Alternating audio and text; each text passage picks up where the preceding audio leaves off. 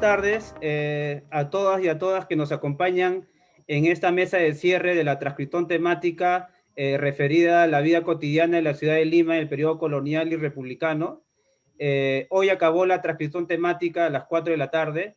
Me alegra, sí, mucho que muchos usuarios hayan participado de esta primera transcripción temática del 2020.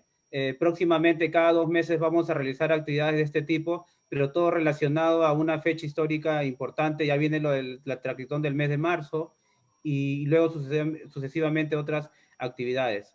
En esta oportunidad, en esta mesa de cierre, como ya tenemos costumbre, siempre nos acompaña pues un especialista para que nos pueda comentar un poco sobre la documentación que se ha mandado a digitalizar por parte de la institución y de la misma manera sobre los documentos que han utilizado muchos investigadores, usuarios y quienes han participado de esta actividad, que como ya se le ha mencionado en otras actividades, es una actividad colaborativa donde se invita a los usuarios en general, no solamente investigadores, sino también público en general, para que puedan participar con sus transcripciones y esto en parte ayude también a la preservación y conservación de los fondos documentales, no solo de la Biblioteca Nacional, sino de todo el patrimonio que en este caso custodia la institución.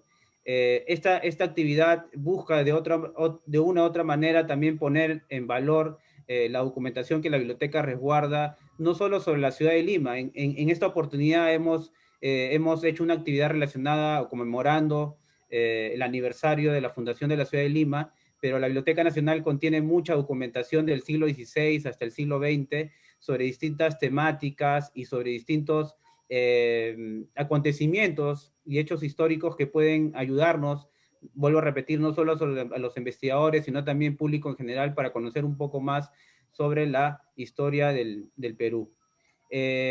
La dinámica va a ser lo siguiente, ¿no? Vamos por un momento presentar algunas actividades que se han realizado durante la transcripción que comenzó el día lunes y posteriormente vamos a dar pase al profesor Jesús Cosa Malón para que nos pueda hablar sobre la actividad que hemos realizado desde el día lunes 18.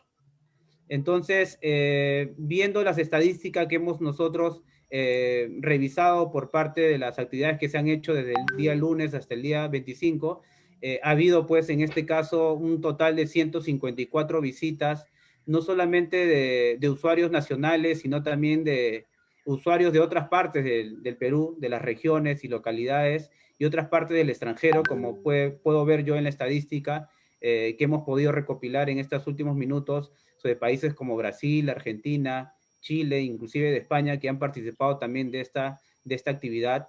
Los documentos más consultados y revisados por parte de los usuarios ha sido documentación del siglo XIX. Quizás esto se deba también a la problemática o dificultad que puede generar para muchos de nosotros poder leer escrituras de mayor antigüedad como la del siglo XVI, siglo XVI, XVII, siglo XVIII, donde quizás la escritura varía, pues, ¿no? O se hace más compleja o complicada para cuando uno tiene la experiencia de leer documentación sobre el siglo XX, ¿no? Donde la escritura todavía está muy relacionada a lo que nosotros manejamos, ¿no? Por eso que la biblioteca, a través de esta plataforma virtual, brinda pues un conjunto de documentos que no solamente abarca siglos modernos, sino también antiguos para todas las personas que tengan en este caso el interés de conocer distintos pasajes o acontecimientos que se sucedieron en la historia del Perú. Por eso que en la primera actividad que nosotros realizamos y donde alojamos cerca de 830 manuscritos, la documentación que se transcribió más precisamente fue el siglo XIX, lo que demuestra en parte también de la necesidad y de las actividades que la biblioteca realizó entre la primera y segunda transcripción que hicimos, donde se realizaron talleres de paleografía, donde se brindó pues un conocimiento general a muchos usuarios que por primera vez ingresaban a la escritura antigua, y esto va a ser pues de manera muy recurrente luego. En las próximas actividades vamos a realizar talleres de paleografía con la finalidad también de fomentar la lectura y de una u otra manera también incentivar al público en general a interesarse por las investigaciones que ellos podrían realizar a partir de la documentación que no solo la biblioteca custodia, sino que ahora está disponible para todo el público de manera digital, ¿no? muchos de nosotros a veces se nos impide o se nos hace muy dificultoso poder realizar una investigación por tema de tiempo, porque no podemos ir a los archivos. Ahora, a través de esta plataforma, muchos investigadores y usuarios en general pueden acceder a esta plataforma y pueden revisar documentación que quizás se le hacía complicado hace algunos años, precisamente porque no se encontraba digitalizado. Ya hemos realizado esta tercera transcriptón y lo que podemos ver que un buen grupo sobre documentos del siglo XVI, que deben ser de los primeros documentos que dan cuenta sobre el proceso de colonización en estos territorios que ahora llamamos como Perú, están pues de acceso libre para los investigadores. Y además porque la plataforma está abierta todo el año desde que comenzó del día primero hasta el último día de este año, del año 2021 va a estar abierta la plataforma y ustedes pueden ingresar todos los días a cualquier hora también del tiempo que ustedes tengan para poder participar con sus transcripciones. Como ya lo vamos a ver luego nosotros, estas transcripciones ya están de acceso público para los investigadores. Pueden tener ustedes la opción de poder escoger o seleccionar cualquier transcripción que a ustedes les interese a partir de los créditos de algunas personas que han participado y tienen también la posibilidad de poder darle una evaluación a estas transcripciones. Entonces, en líneas generales, esta actividad de la transcriptón sobre la ciudad de Lima ha sido muy provechoso, ha generado mucha expectativa, 154 usuarios que han participado de esta actividad.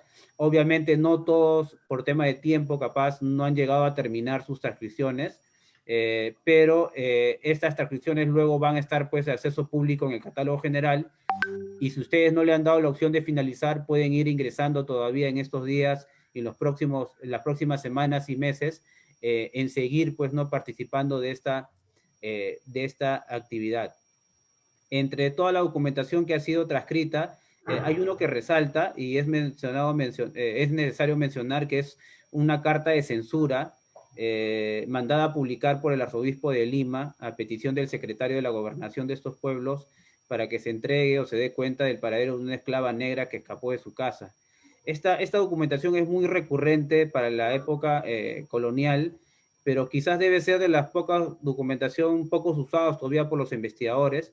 La biblioteca custodia mucha documentación eclesiástica, al igual capaz que otras instituciones nacionales, y es este documento el de mayor transcripciones que ha tenido en esta semana, y que quizás esto también lleva a entender de que esta documentación puede llevar posteriormente a futuras investigaciones de otros usuarios o investigadores, porque precisamente es un documento que no es muy conocido por los investigadores. Nosotros estamos muy acostumbrados a leer quizás documentación de corte política, de corte económica, pero a veces no andamos mucho en documentación eclesiástica que de una u otra manera también te ayuda a entender un poco el proceso histórico, pero desde una mirada religiosa. Entonces, esto de líneas generales es como una primera aproximación sobre la actividad que hemos realizado desde el día 18 hasta el día lunes que acabó la transcripción temática, pero como yo les vuelvo a repetir, estos documentos, que han sido 34 que se han alojado, van a estar luego en el acceso público del catálogo general y ustedes pueden ir trabajándolo. O de una u otra manera también pueden ustedes, no necesariamente participar, pero pueden revisar y pueden leer en la misma plataforma la documentación histórica que están alojados. Y próximamente se va a ir alojando mucha documentación del siglo XVI hasta el siglo XX. Luego de hacer pues esta presentación general, voy a dar pase al profesor Jesús Cosamalón, que yo voy a agradecer bastante, más que todo por la gentileza, por el interés de participar de esta actividad. A pesar de las ocupaciones que tiene el maestro, se ha dado tiempo para poder acompañarnos hoy en día y por eso pues no, yo le agradezco en nombre de la biblioteca su participación hoy en esta mesa de cierre. El profesor Jesús Cosamalón es historiador, es especialista en historia social de la ciudad de Lima colonial y republicana, ha dictado cursos en diversas universidades de Lima y del extranjero, tales como la Universidad del Pacífico, en la Escuela de Posgrado, en la Escuela de Historia de la Universidad Nacional Mayor de San Marcos, la Escuela Nacional de la Universidad Federico Villarreal y en la Maestría en Estudios Latinoamericanos de la Universidad de Rouen, Francia, entre otras instituciones. Su campo de interés abarca la historia demográfica, mestizaje y grupos sociales, la historia de América colonial y republicana, la informalidad y la enseñanza de la historia a nivel escolar. Entonces, luego de esta breve presentación, porque el profesor es autor de distintos libros sobre la ciudad de Lima, yo en mi época de estudiante recuerdo mucho el libro que el profesor publicó, Los indios detrás de la muralla, que para mí en mi caso fue muy importante porque utilizar los libros de parroquias que se encontraban en el archivo obispal y darle otra mirada a la convivencia social que existió en la ciudad de Lima, en parte ayudó a muchos investigadores y a muchos de los que trabajamos quizás sobre las relaciones y convivencia social a emprender de otra mirada y comprender pues, ¿no? a los autores sociales que participan en los hechos y acontecimientos históricos. Doy pase al profesor Jesús Cosamalón para que nos pueda hablar un poco sobre la documentación que ha sido trabajada en esta actividad de la transcripción. Muchas gracias, Jimmy, por la invitación y a la Biblioteca Nacional por permitirme ser hoy parte de este esfuerzo que hacen bastante importante para preservar el patrimonio documental de nuestro país y en este caso en particular de los documentos que tienen como espacio geográfico Lima, ¿no?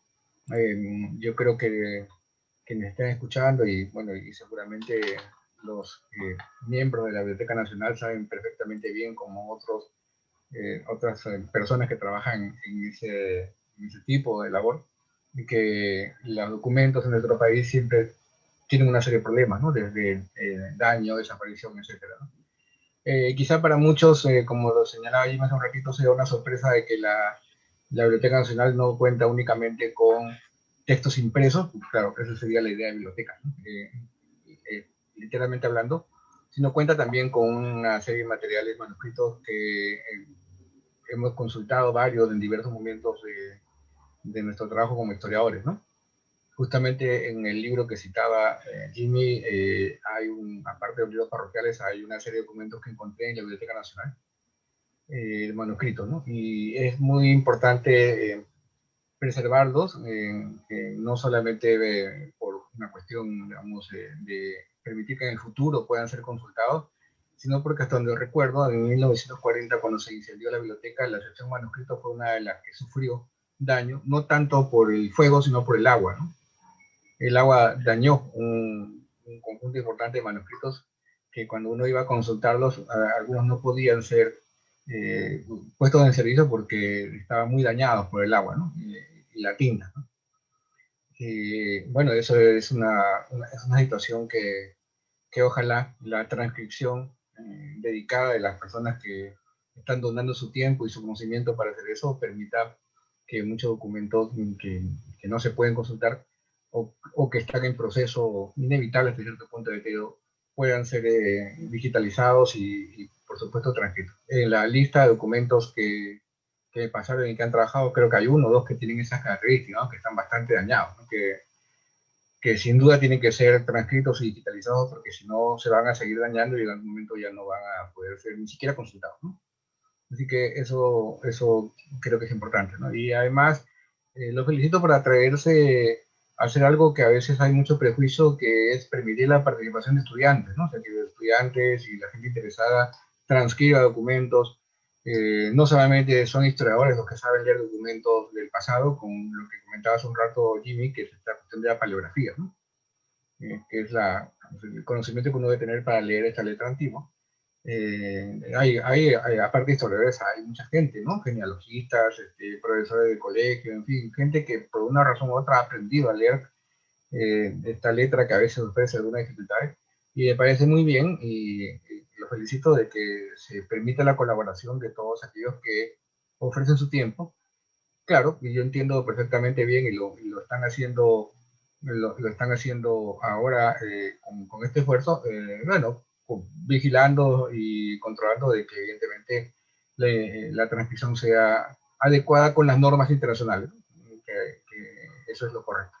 Bueno, dicho esto, me pidieron un comentario sobre los documentos que están transcribiendo. No voy a comentar un documento cada uno, tengo acá notas de algunos que me parecen más interesantes de mencionar. Todos tienen algún tipo de interés. Lo primero, cuando creo que se habla, o se debe hablar de esta documentación, es también considerar que cómo es que estos documentos llegan a la Biblioteca Nacional, porque gran parte de ellos son documentos que vienen de otras instituciones y que por razones diversas han terminado en la Biblioteca Nacional. Por ejemplo, hay varios sobre Inquisición, ¿no? Que en teoría deberían haber estado en el fondo de Inquisición, pero la Inquisición, como de repente algunos saben, fue saqueada a fines del siglo XIX, en tiempos ya de independencia fue saqueada, y los documentos fueron fragmentados, ¿no? Entonces hay una parte que está en la Biblioteca Nacional, otra parte en la AGN, incluso una parte está en Chile, ¿no? Porque durante la ocupación chilena también se llevaron documentos para allá. Entonces, por esa razón también hay documentos de características, ¿no? También hay documentos que vienen de los tribunales eclesiásticos, y a veces es difícil saber cómo es que un documento terminó en un lugar cuando debería estar en otro, ¿no? Hay casos en los cuales la mitad de un juicio está en una institución y la otra mitad del juicio, que por razones diversas terminó extraviado, está en otra institución. El hecho concreto es que felizmente están en la Biblioteca Nacional, al servicio de quienes lo quieran consultar, pero son documentos los que han decidido transcribir de origen oficial, ¿no? Son desde, bueno, voy a llamar oficial a lo que tiene que ver con juicios, ¿no? De disposiciones del gobierno, de todo tipo, ¿no? No son manuscritos hechos por personas para una lectura privada, en realidad son documentos de servicio público, ¿no? Y solicitudes, en fin. Fue interesante porque esa documentación permite acercarnos a diversos aspectos de la vida de la ciudad, de la vida de una ciudad que va rumbo a cumplir ya sus 500 años, ¿no es cierto?, de fundación española, dentro de una década más aproximadamente, y que, bueno, en esos 500 años ha construido una densa historia en la que diversas instituciones y mecanismos han dejado su huella en los textos, en los documentos, que es lo que me interesaba remarcar, ¿no? La riqueza de la documentación que tiene la Biblioteca Nacional permite abordar diversos temas, como por ejemplo, está en los documentos que me pasaron, de cuestiones de la defensa de la ciudad de Virreinato, cuestiones administrativas de la defensa, desde, digamos, la revista que se pasan para hacer los soldados, ¿no es cierto? Y las diversas cuestiones administrativas que se hacen para poder, digamos, defender la ciudad. Pasando por documentos que tienen que ver con cuestiones muy privadas, como las dotes, ¿no? Que se entregaban como parte del matrimonio de las mujeres, que es una institución muy conocida, ¿no? Y que estaba a disposición, bueno, de aquellas familias que podían dotar a sus hijas para casarse, ¿no? Pasando, como lo comentó Jimmy, este documento interesante digamos, de la exigencia de que se entregue a una esclava fugitiva, y el pedido del arzobispo digamos, de que si no la entregan, censurar, ¿no?, a las personas que la tengan, ¿no? Que nos habla pues de una dinámica muy intensa y muy diferente. De todas esas yo he escogido algunas que me parecen en particular importantes. La primera de ellas, no puedo tocar todo porque tienen demasiados temas, pero he escogido algunos temas que me parecen especialmente interesantes, ¿no?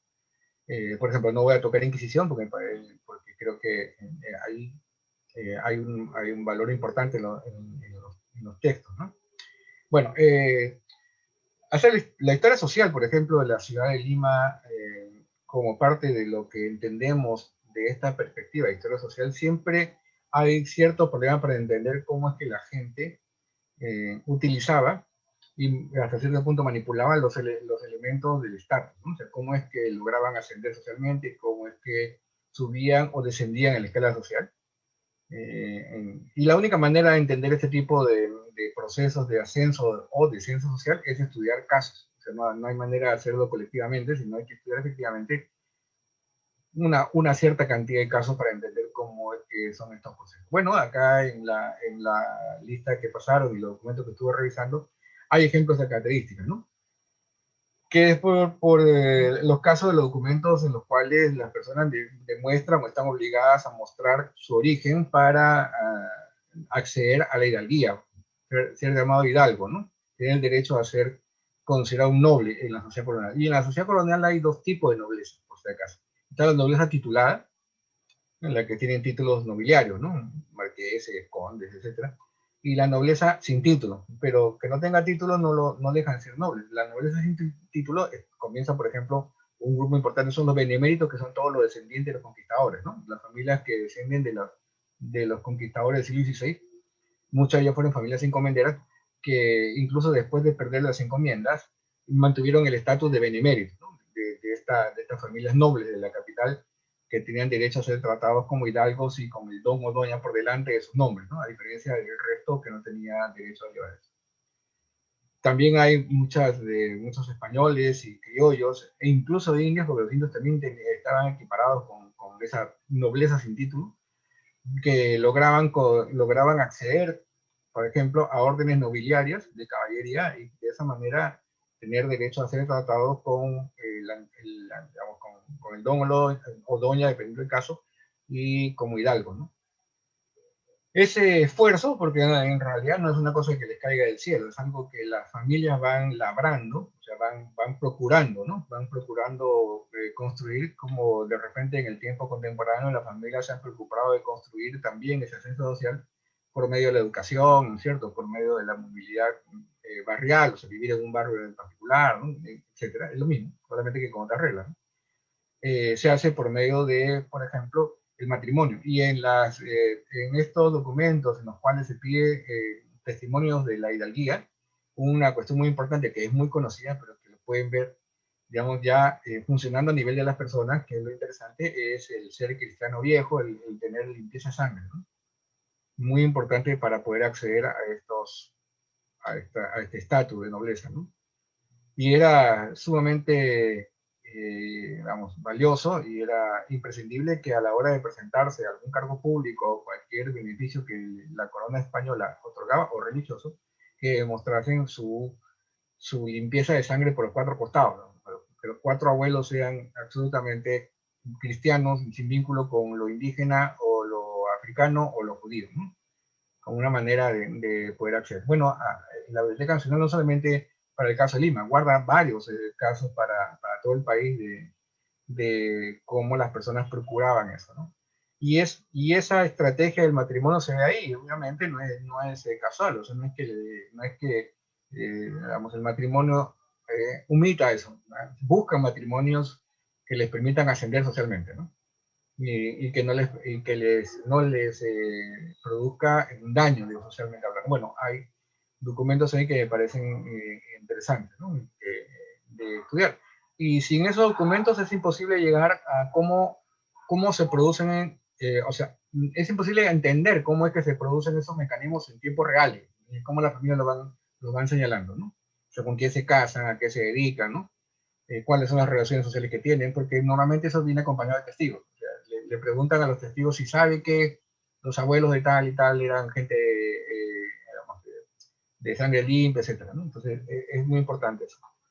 Felizmente, los documentos que tiene la Biblioteca Nacional, y a quien le interesa la perspectiva, puede tener ahí pistas para comprender cómo se utilizaron y cómo se organizaron los mecanismos de la jerarquía social en Lima colonial y en el Perú también.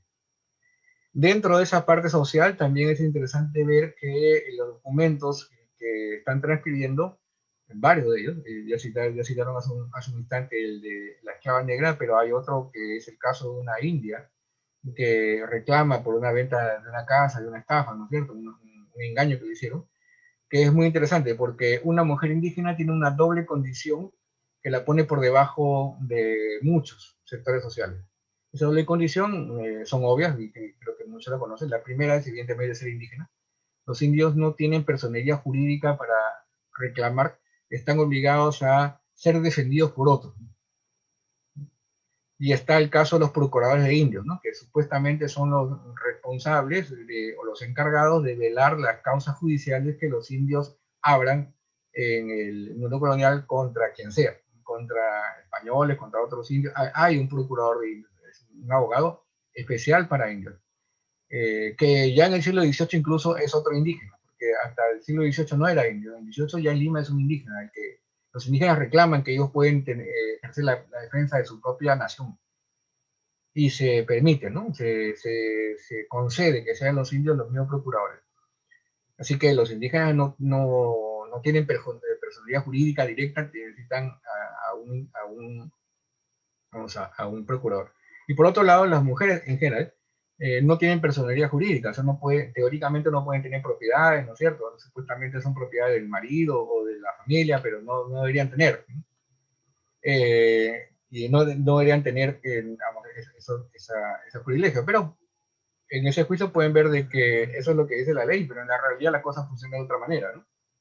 Funcionan de maneras diferentes, y eso también es importante porque sin estos documentos no podríamos conocer la diferencia entre lo que plantea la ley y lo que realmente ocurrió en la sociedad colonial, ¿no? Donde las mujeres indígenas y otros grupos lograron articularse con el sistema judicial, lograron pelear por sus derechos al margen de cómo se había establecido la legislación, ¿no?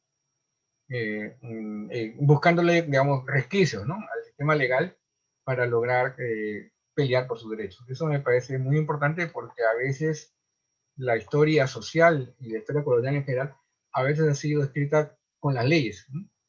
Y por supuesto la imagen que da no es que sea falsa, sino es la imagen que surge de la ley, o sea, lo que la ley supuestamente determina que debe existir, pero obviamente no es lo que existe en la realidad. Bueno, ¿qué les puedo contar del caso como Perú o Lima, donde las leyes son una cosa y lo que ocurre en la práctica cotidiana es otra, ¿no? Imagínense ustedes si quisiéramos hacer una historia de la pandemia en el Perú o en Lima, que estamos viviendo, y miramos las exposiciones sobre la cuarentena y pensamos de que funcionó porque se pidió que la gente que esté en su casa, ¿no es cierto? Cuando en la realidad sabemos que para nada fue así, que fue todo, no digo todo lo contrario, pero obviamente no fue como las autoridades lo planificaron. Ya es cuestión de otro tema discutir qué fue lo que ocurrió, ¿no? Pues es exactamente lo mismo, ¿no? La legislación dice las mujeres no pueden hacer esto, bueno, las mujeres lo hacen. ¿Ok? Entonces, sin documentación de esta característica, eso también sería imposible, ¿no? Digamos, de desarrollar. Y dentro de eso, por ejemplo, hay un caso interesante que está en esta documentación y me hizo acordar otra que tiene la Biblioteca Nacional también, que va por ese lado, que es el papel de los indígenas, de los indios, hombres y mujeres, en el abastecimiento de la ciudad. En traer los alimentos, ¿no? Que lo que hoy llamaríamos ambulantes, ¿no? En esa época no se emplea la palabra ambulante, se emplea usualmente la palabra regatón, ¿no? Que son lo llamamos regatoneros, ¿no? Que son los intermediarios, que son las hombres y mujeres que salen a las chacras que rodean la ciudad a interceptar a quienes vengan a vender bienes a la ciudad de Lima, o a comprarle a los hacendados, a las chacras, las pequeñas tierras que rodean la ciudad y que cultivan hortalizas, frutas, etc., ¿no? Y son ellos los que las compran y las introducen en la ciudad y las venden. Ahí ya son los vendedores de las plazas, que también le llaman recauderos, ¿no? Esa intermediación incluye a los indígenas porque muchos indígenas de la ciudad de Lima entran y salen, y también muchos indígenas tienen conexión con los productores fuera digamos, del entorno urbano. De lugares tan lejanos como Guarochirí y otros lugares, o de Yauyos, van introduciendo ganado, alimentos, ¿no es cierto?, en una cadena que los vincula con las comunidades campesinas de las zonas de altura de Lima, de Canta y otros más, por ejemplo, ¿no? O sea, no es un mercado desorganizado, es un mercado ya en el siglo XVIII, muy vinculado, y probablemente el XVII, muy vinculado con las comunidades, entre otras cosas, por ejemplo, con el tráfico de hielo.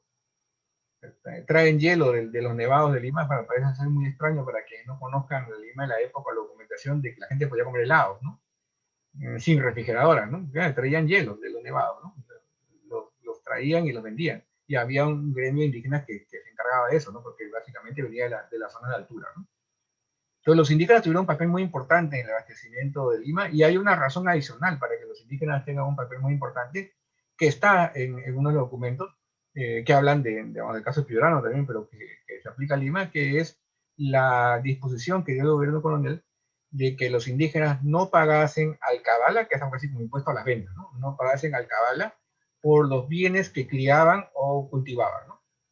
O sea, si los indígenas pasaban con animales criados por ellos o productos vegetales cultivados por ellos, estaban exonerados de pagar la alcabala que sí pagaban españoles, mestizos, castas, etc., ¿no?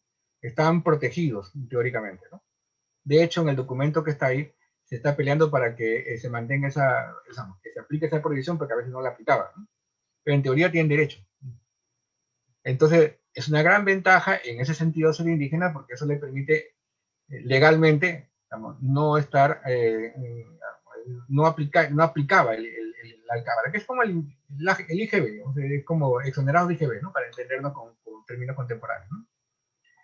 Entonces, eso hizo que los indígenas aprovechasen esa ventaja comparativa de poder traficar productos sin pagar ese impuesto, y se convirtiese en una de las fuerzas importantes para el abastecimiento de la ciudad, ¿no? En la Biblioteca Nacional hay un conjunto de documentos, aparte de lo que están acá, que son muy interesantes, que muestran una pelea, una discusión, digamos, legal entre el asentista de una de las puertas de Cocharca, de la puerta de Cocharca, que es el temporal Alcabala. El asentista en esa época es quien ha pagado el derecho para cobrar los impuestos, ¿no? Porque los impuestos se remataban, o sea, el Estado vendía los impuestos, había un postor, ¿no es cierto? Digamos, un empresario, si quieren, que decía, bueno, yo pago tanto por el derecho a cobrar los impuestos que pasan por la portada de Cocharca, ¿no? Entonces él había pagado y por lo tanto tenía que preocuparse en cobrar los impuestos para recuperar lo que había pagado y ganar, ¿no? Es el asentista, ¿no? O sea, había comprado el derecho de cobrar los impuestos de una zona. Bueno, ese asentista se queja de que vienen un montón de indios de Guarochirí y Yau, de esa ruta, entrando por la portada de Cocharcas, que está en Barrios Altos, donde hay mucha gente originaria de Guarochirí y Yau, justamente residiendo en la cercanía, y que no pagaban. Y no pagaban, a pesar de que pasaban con 400, según él, ¿no? 200, 300, 400 cabezas de ganado, diciendo que todas eran suyas, ¿no? Él tiene dudas porque dice que no cree que estos indígenas que aparecen tan pobres trafiquen con tanto ganado.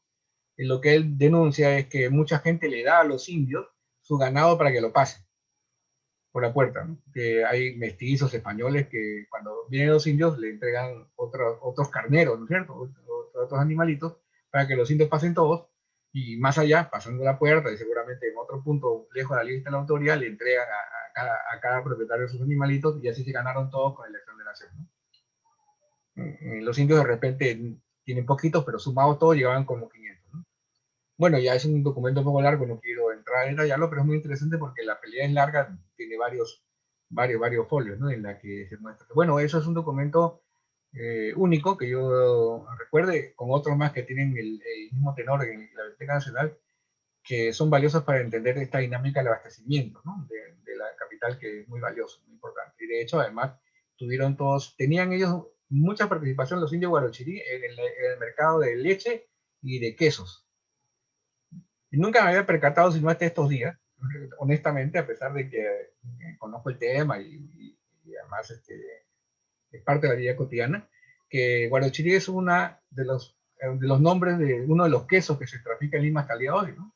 Tiene nombre propio, ¿no? Como queso fresco Guarochirí, ¿no?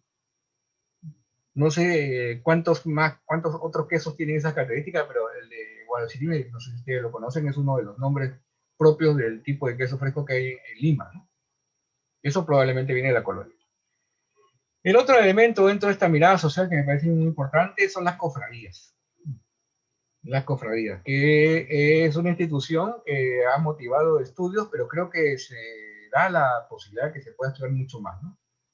Porque las cofradías cumplieron una función social muy importante. Yo sé que desde el punto de vista religioso creo que todos saben más o menos de qué se trata, son hermandades, ¿no es cierto?, dedicadas a preparar el culto a una imagen religiosa.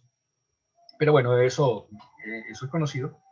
Pero hay otro papel de las cofradías que creo que es importante y que paulatinamente se le ha dado alguna importancia, que es el papel social. Son lugares de sociabilidad, son clubes. Si quieren mirarlo de una manera, son como clubes, ¿no? La gente va ahí, socializa, conversa, va participando en actividades para reunir fondos para la cofradía, pero también es un lugar donde se encuentran con otras personas equivalentes, digamos, en términos sociales, para hacer negocios, ¿no? Para que sus hijos se casen, etcétera, ¿no? Son clubes, en realidad, ¿no? Son clubes, ¿no? Y se encargan también de lo que sería el servicio social de la época. O sea, muchas cofradías tienen fondos para los hermanos cofrades que están enfermos, financian, digamos, la enfermedad, ¿no? Los abastecen. Dote para las hijas de los hermanos cofrades que no tengan dinero suficiente para tener una dote atractiva, en fin, una, una vinculación muy fuerte con todo eso, ¿no? Y además contribuyen con los hospitales, ¿no? Como en algunos documentos se ve, ¿no? Contribuyen con los hospitales, donan dinero, mantienen hospitales para mujeres pobres y enfermas, ¿no? Es una función social mucho más intensa de lo que uno puede imaginarse pensando solo en el título de una cofradía, que puede ser pues la cofradía de Nuestra Señora de Copacabana o la Virgen de Rosario, ¿no es cierto? Es mucho más complejo, ¿no? Y la documentación de las cofradías es variada, algunas muy administrativas, pero hay otras que hablan bastante mejor de cómo se organizaba la cofradía y las funciones que cumplía, ¿no?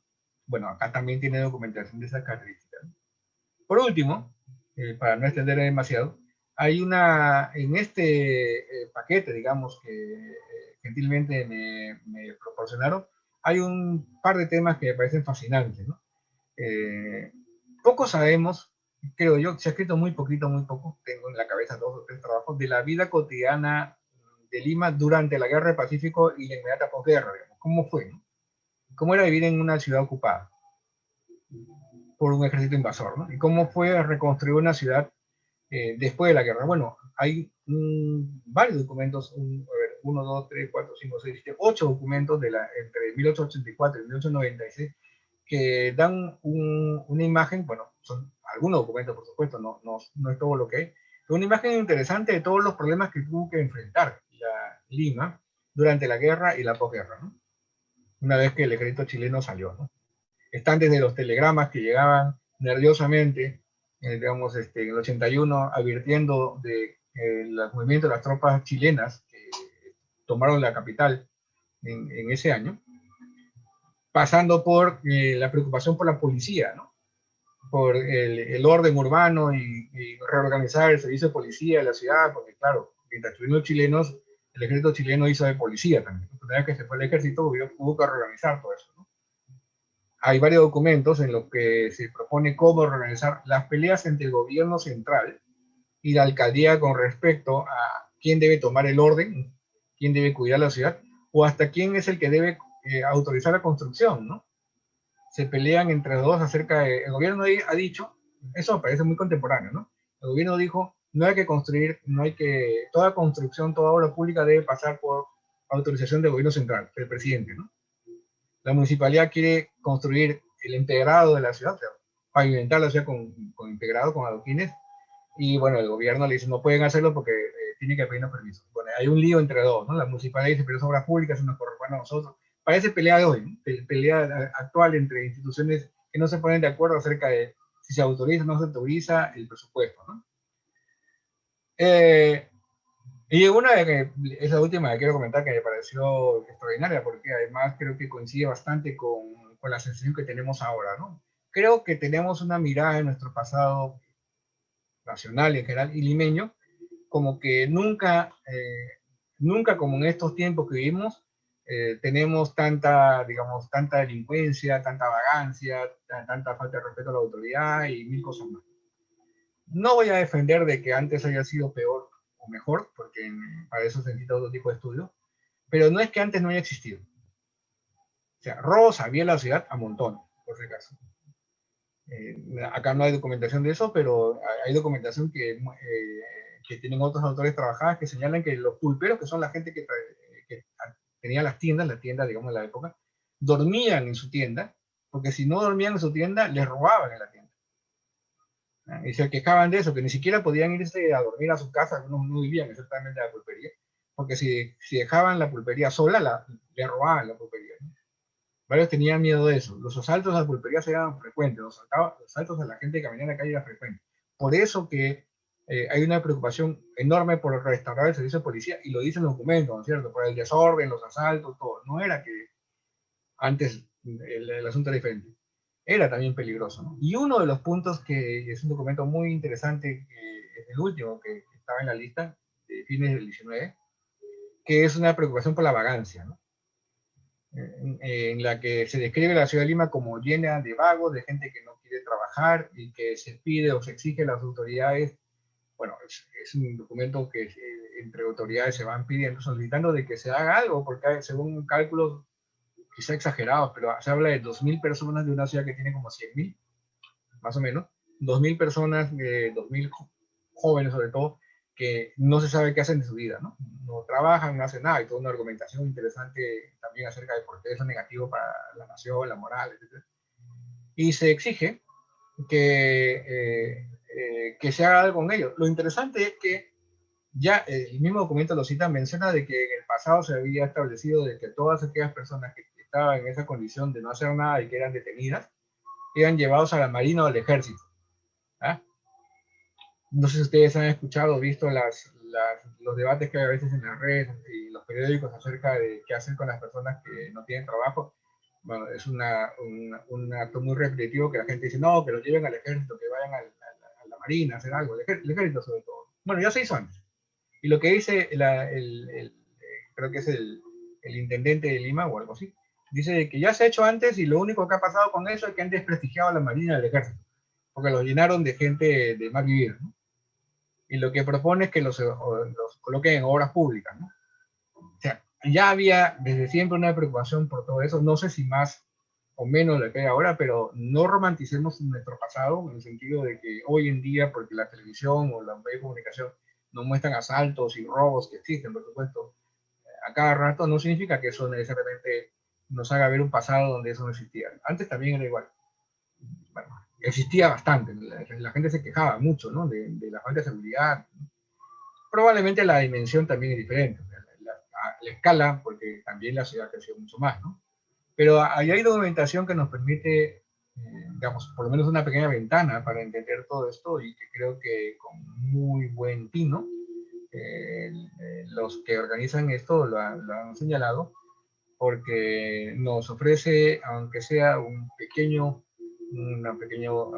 ángulo para entender no solamente la riqueza documental que la Biblioteca Nacional guarda, sino sobre todo la manera en que esto puede contribuir a entender toda su historia de nuestra capital en ya casi 500 años. Gracias.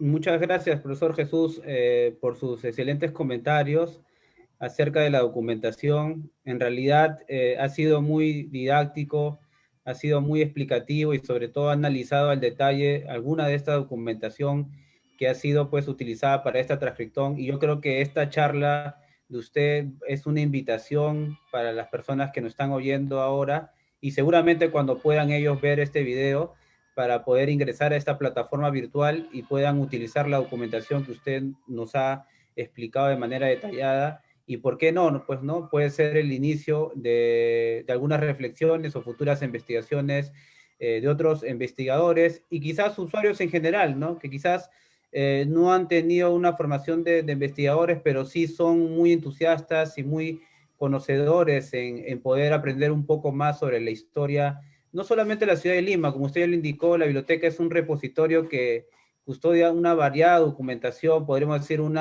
como alguna vez Raúl Rivera Serna, que fue el que se encargó de catalogar los primeros manuscritos de la biblioteca, es una miscelánea de documentación de distintas instituciones, y mucha de esta documentación llegó después del incendio, producto también de donaciones y compras que la biblioteca hizo.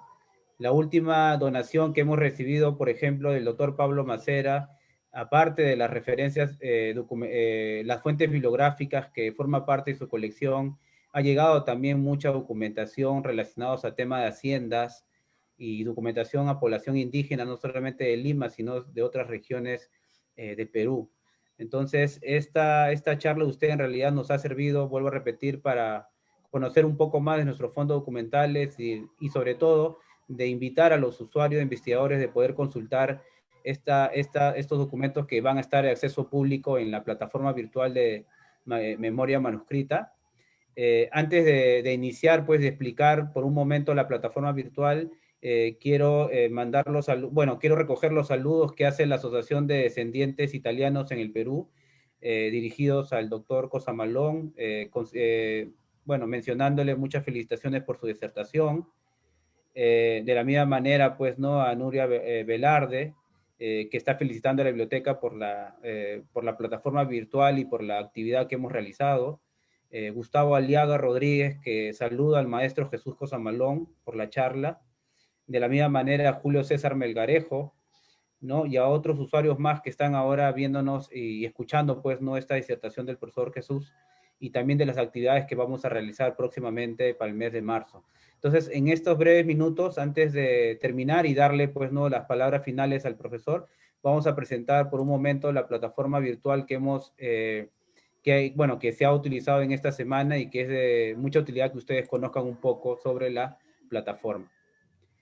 Como ustedes pueden ver, esta plataforma virtual va a estar abierta todo el año. Tienen que entrar solo al link memoriamanuscrita.bnp.gov.p y pueden entrar a cualquier hora, a cualquier día, y pueden utilizar la documentación que se ha utilizado por esta transcriptón. Esta transcripción como ya acabó, ahora, bueno, está abierto por un momento nada más para hacer la presentación. Estos 34 manuscritos donde el profesor lo ha explicado de manera detallada, algunos de ellos, y que van a ser quizás de mucha utilidad para ustedes, van a estar colgados ya en el catálogo general de esta plataforma y pueden estar pues de uso público para muchos de ustedes. Han sido 34 manuscritos del siglo XVI hasta el siglo 19, algunos de ellos ya ustedes ya conocen por la disertación del profesor. Algunos de ellos han participado también con sus transcripciones, como podemos ver en una de ellas, como ya el profesor mencionó sobre alguna censura, que podemos acceder ahora. Aquí tenemos, por ejemplo, como ustedes pueden ver, la transcripción de Eduardo Alfredo Pérez Rosales, que es un usuario que ha participado en la transcripción, ha terminado de transcribir esta documentación, y luego de hacer una revisión, pues, ¿no? de esta transcripción ha sido publicada, y pueden estar esto de acceso público a los investigadores o cualquier persona interesada. No es necesidad, como ya lo dijo el profesor, que quizás personas que no conocen de paleografía puedan acceder a la documentación gracias a estas transcripciones. Personas que no están familiarizadas con la escritura antigua pueden acceder ahora a través de esta transcripción, y sobre todo por la colaboración gratuita que hacen los usuarios como Eduardo Pérez Rosales, que a nombre de la biblioteca hay que agradecerle por su transcripción, y esto inclusive pueden descargar a uno de ustedes, tienen la opción de imprimir o también descargarlo, y obviamente citar, pues, ¿no? la fuente de donde se ha colgado, y sobre todo poner los créditos de la persona que ha hecho la transcripción. De la misma manera, también pueden ustedes, sin participar, hacer un comentario en esta transcripción agradeciendo por la transcripción que ha hecho el señor Pérez Rosales, y de la misma manera pueden ustedes incluso calificar, ¿no? ¿Qué le pareció esta transcripción? Si ha sido adecuada, como dijo el profesor, si se ajusta a las normas de transcripción que se utiliza, ¿no? Puede ser algún comentario o opinión que luego se puede publicar, o si no, algunos de ustedes capaz piensan que pueden leer esta documentación y pueden también ustedes contribuir con sus transcripciones, pueden poner la opción de empezar transcriptón, ¿no? Ahora, cuando sale esta opción de credenciales, siempre es una invitación a llenar un registro. Yo, como ya tengo el acceso por haber participado en la primera y segunda transcripción, solamente debo colocar el correo, mi correo personal, o en este caso, y mi contraseña, y una vez que yo ponga todos estos datos que me solicitan, puedo poner la opción de empezar la transcripción y puedo escoger mucha de esta documentación, como la primera de acá, que es un documento que el profesor le explicó sobre dote de 1619. Hay que esperar que cargue, en este caso, la página por un momento. Siempre tiene la opción, siempre el problema del internet que un poco se puede complicar. En este caso podemos regresar de nuevo y escoger otras opciones de transcripción de documentos.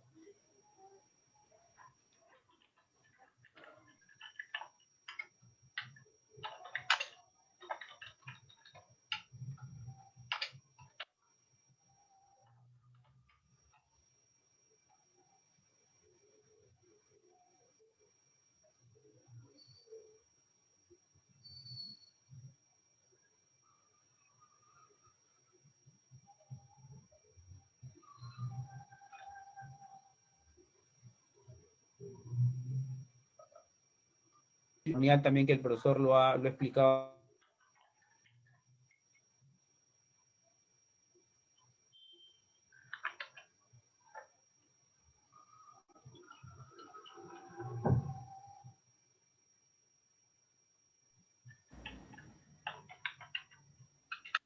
Sí. Parece que se cortó, Rosa, o me estoy equivocando.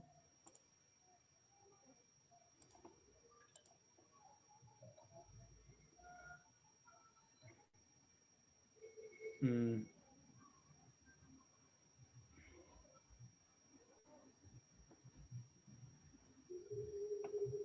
Mm. Profesor, profesor Jesús, creo que se cortó en antes. Sí, un poquito se cortó, sí. Ah, ya, muy bien. Entonces, para terminar, este es uno de los documentos que el profesor justamente habló de un problema de tierras de una indígena que ustedes pueden ver en este momento.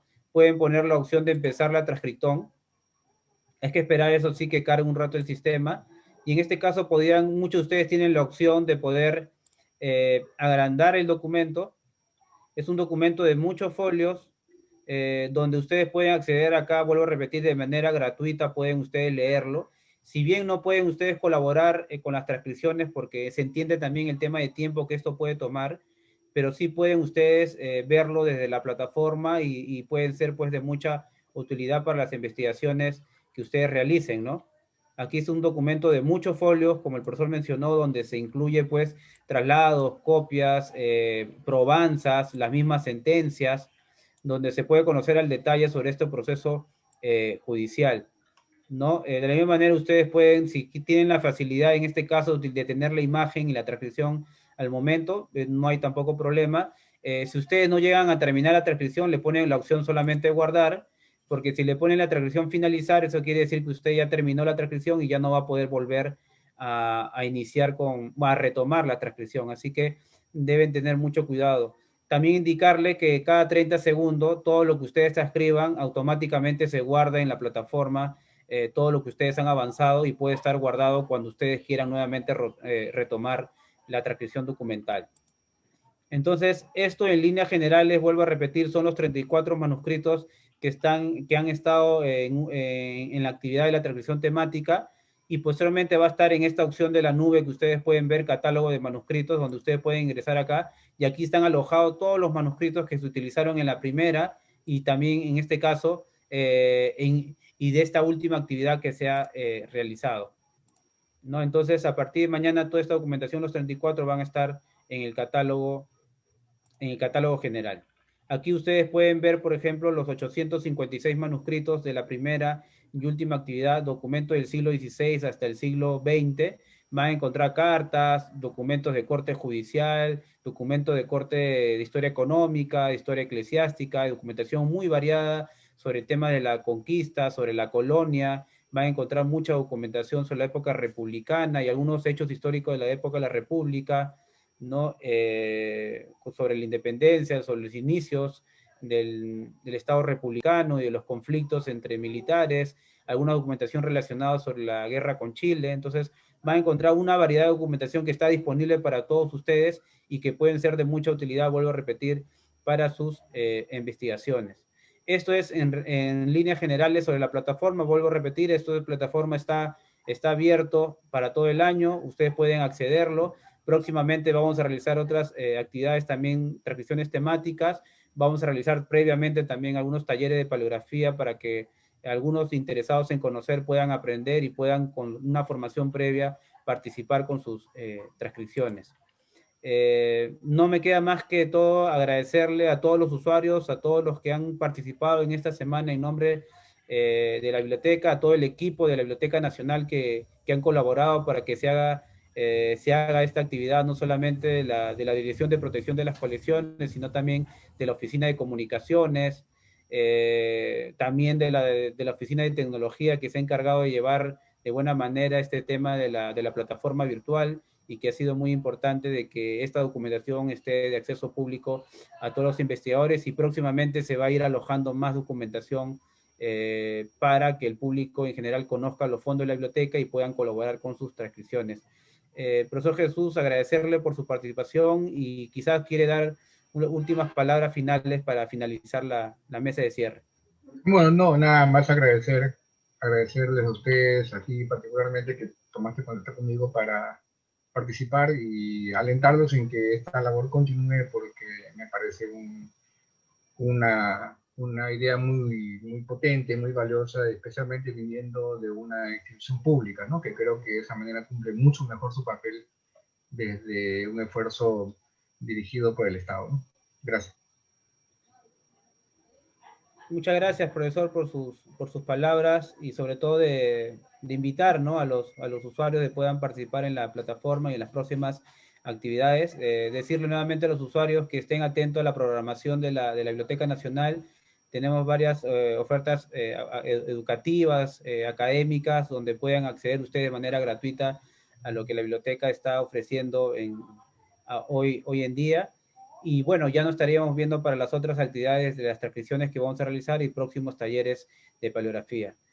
despedirnos y muchas gracias a todos y a todas por participar en esta charla de cierre. Muchas gracias.